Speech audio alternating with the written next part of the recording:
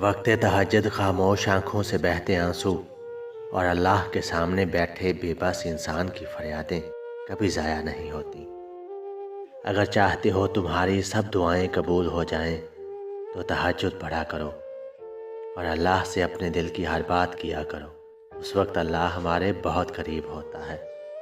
تہجد کا خاموش سجدہ اور زار زار بہتے ہوئے آنسوؤں کو وہ کبھی ضائع نہیں کرتا۔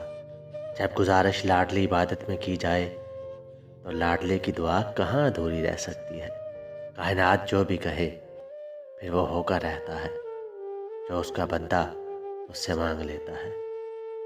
جیسے توبہ قبول ہو جائے تو یاد گناہ بھی ختم ہو جاتی ہے، بالکل ویسے ہی جب اللہ کو تمہارا صبر کرنا پسند آ جاتا ہے تو وہ ہر اس یاد کو تمہارے دل سے نکال دیتا ہے جو تمہیں بے چین رکھتی ہے۔